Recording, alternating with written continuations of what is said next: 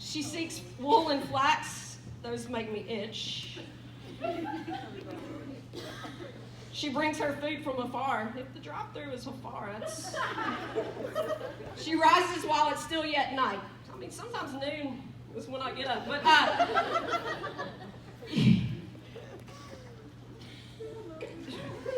she's not afraid of snow. Now, I live in North Dakota, so I'm no longer really afraid of snow. If I was, then it'd be sad. She makes bed coverings for herself. Target makes bed coverings for me. And, well, you get the picture. I don't have a lot in common with her. But don't fear. There's other women in here I don't have anything in common with either, like Jezebel. It's okay. We're still in good hands. Jezebel. I might be the only other one, but it's okay. So, we're good. We're good. So I'm not the Proverbs 30. I'm not that girl, but I am his girl. And so I know sometimes we might get caught up in that comparison game. You see Maddie up here leading worship, and you see Pastor Tony and Pastor Kara, and you see women doing things. You're scrolling through the Instagram, and you're seeing these feeds, and you see people doing things that you're not doing, or doing things seemingly better, or appearingly better than you're doing, and you think, man, I'm not that girl.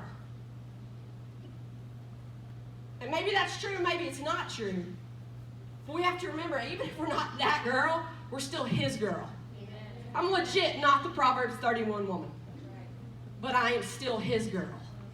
I am still chosen. I was still supposed to be up here doing this tonight. And so, even if you are the Proverbs 31 woman, good for you.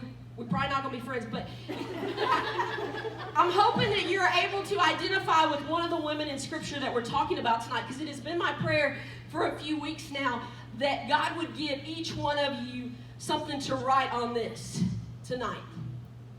As we were singing that last song tonight, I speak Jesus over every mind and over every person in the streets, in the city. I like that song. I like the idea of that. A lot of times I am in places overseas that technically I'm not supposed to be because they are closed to the gospel.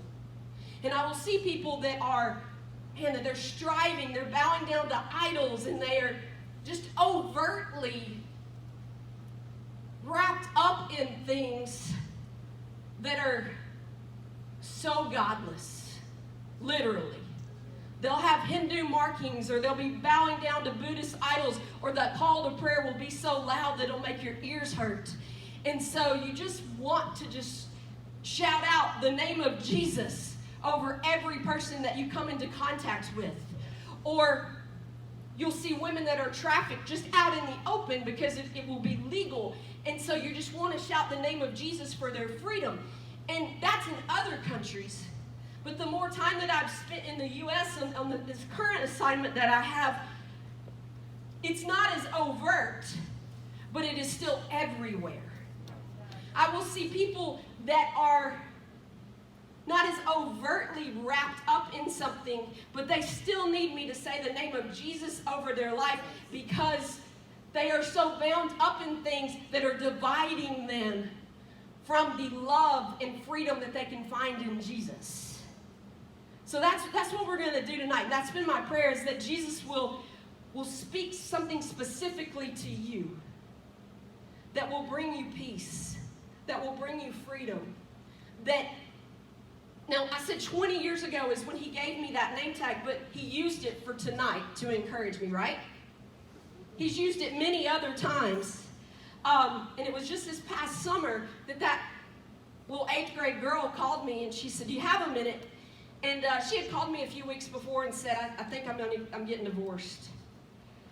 And she was just down and out and not really necessarily walking with Jesus. And but she called me again, and it had been a long day for me that day too. And I said, "Yeah, I got time." She said, "No, I need more in a few minutes." I said, "It's fine." And she said, "I went to the doctor, and I've been diagnosed at 34 years old with breast cancer in both breasts. and they've decided they're going to do a double mastectomy, and they're going to still have to do chemo. They're still going to have to do these things. And I was like, okay. So I start walking her through it, because my mom was actually going through the same thing. And so I kind of knew how the timeline goes. And so we start talking about, I said, so what are your thoughts? And it was actually, her husband came back home, so that there were some good things that were happening along with it as well. And I said, well, I prayed with her over the phone and just asked her, how are you feeling? What are you thinking? And she said, well, I got my name tag out, because I think I'm going to need it for this season. And I thought, that's pretty cool. 20 years ago, as an 8th grader, God gave her the name Warrior. And I think it's probably been used other seasons as well, but she needed it as 34-year-old. So it's been my prayer that tonight, that God will give us stuff that maybe we need tomorrow, but that maybe will be good in 20 years as well. So, she's in John chapter 8. Where's she at? Poor woman. Because the title of her passage here is The Woman Caught in Adultery. Bless her heart. They each went into their own house, but Jesus went to the Mount of Olives. And, I was just standing there too, because my job's hard. Early in the morning, he came to the temple, and all the people came to him, and he sat down and he taught them. The scribes and the Pharisees, they brought a woman who had been caught in adultery. And placing her in the midst, they said to him, Teacher, this woman has been caught in the act of adultery. Now in the law, Moses commanded us to stone such a woman. So what do you say? And this they said to test him, that they might have some charge to bring against him. Jesus bent down and wrote with his finger on the ground, and they continued to ask him. He stood up and said to them, Let him who is without sin among you be the first to throw a stone at her.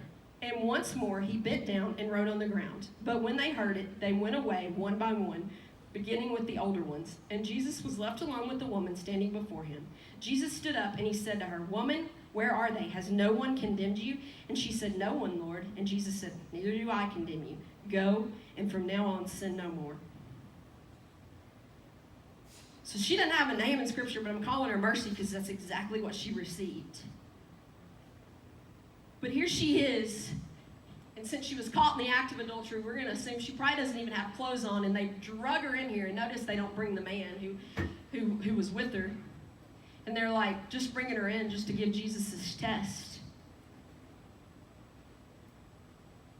And immediately, she's lowered down on the ground, feeling as low as she can possibly feel, I imagine. And all these people are there, and they've got these stones, and they're ready to stone her. And he kneels down to her level and begins to address her. He begins to speak to her. He's not talking to these people that are trying to set him up. He's not talking to the bigwigs, so to speak, that he would technically need to be politically correct with, to schmooze with, to keep in good favor with. He talks to her. He meets her where she is. And I was listening to a message and somebody spoke about this, and he compared it to when you mothers have small children and you are trying to connect with them when they're babies, and you get down on the floor and you play with them, and you make eye contact with them, and you're down there and you're speaking to them, and you're down on their level. And they tell you, like, as a counselor, and they tell you that when you're trying to, whether it's discipline a child or just connect with a child, you want to kneel down to their level so you're not hovering over them, so that they're not afraid, so that they don't think that you just are this figurehead, that you're connecting with them. And so that's what Jesus did. He went down to her level, and he made eye contact with her, and he stayed down there with her, and we don't know what he wrote. Some people, that's going to be the first question they ask. What did you write? He might have been drawing stick figures in the sand for all we know. But he stood there, and eventually, because those people knew they weren't free of sin, those people left. But that day, that woman who should have been stoned, that was the law. That's what should have happened to her. That's what she broke the law. She did. She had sinned. And that is what the law said needed to happen. And Jesus said, no, that's not what we're going to do. And he said, you know what? All your accusers are gone. That's not what I'm going to do. So go and sin no more. So her life has been spared on this day. So look out for that woman. Because that's a woman I can relate to. A woman whose life has been spared, who should have gotten way more punishments, who the Lord should have come down way harder on in many different incidences. And he said, no, I'm going to grant you mercy. I'm going to cover you. Do you realize the very first example that we see in this book is of Jesus saying, I'm going to cover you? You got Adam and Eve, who as soon as they had an opportunity, broke what the Lord told him not to do. And so they find themselves naked. They find themselves in shame. To their own accord, they did something they shouldn't have done. And so the Lord killed some animals that he's just created, and he covers them. And that is what God does for us. We mess up. We deserve to be in trouble. We deserve punishment because it's what the law says that is supposed to happen, like it said for this woman. And he says, I'm going to cover you. He gives us mercy. How can we not then go out and give mercy to others? But outside the palace, and I feel like this way about a lot of Americans. And I know there's a lot going on in America right now, and that not everybody is sitting in a palace and everything's just honky-dory and everything's going good. But sometimes I get this in my head that Americans are this way because the countries that I travel to, like, it's way worse than here. So sometimes my worldview is a little bit messed up. So even our worst person over here has it way better than some of the places I go. So I get crazy about America sometimes. So, but I won't give you that tonight. So you got Esther, and she's in the palace, and it's her people group, the Jews, it's about to be bad for them. And her uncle, who raised her, he learns about it. And he's upset. And this is all going on right around her, but she's in this palace, and she's removed, and she's got people attending to her. And if you could hire somebody to do one thing for you, what would it be? Clean my house. You can shout it out. So, Clean my house. Clean your house? Yeah. Laundry?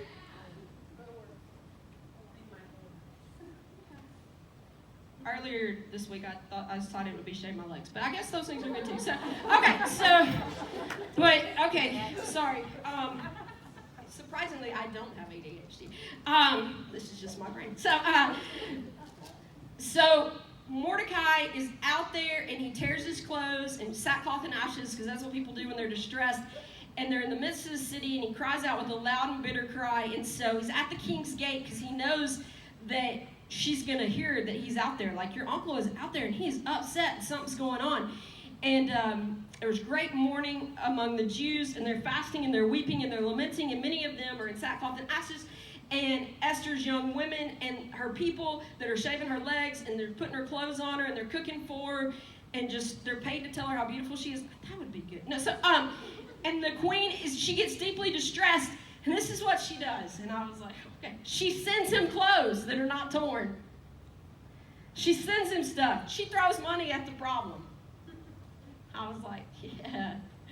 And as a missionary, sometimes that works out well for me.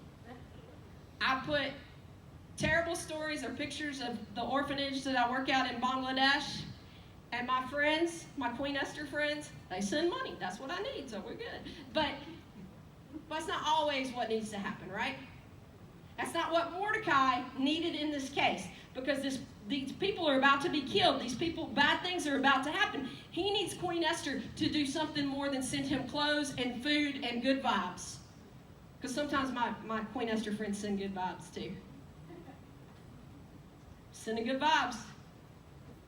Thanks. So,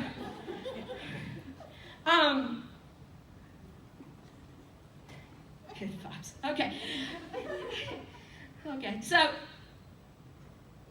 eventually we know how the story goes. And we know, too, that even though she's the queen, it's not like she can just walk up to the king and be like, honey, I need you to take care of the Jews. Like she's risking everything when she goes in there. She has to be brave. She could die.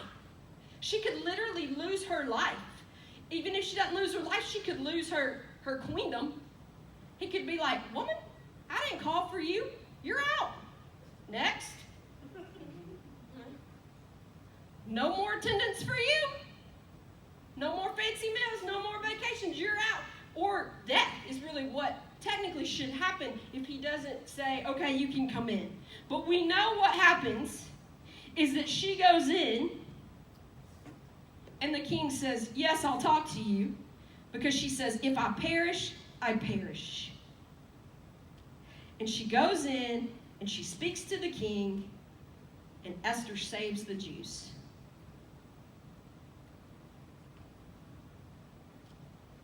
Obviously, there's more details to that story.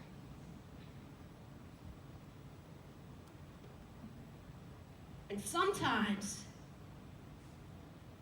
we're doing all right. Our families are safe. Our families are doing good. We're in church. And money's okay. And we're doing all right. We got it all. We got to look out for that woman who has it all but loves Jesus more and is willing to risk it all for the others.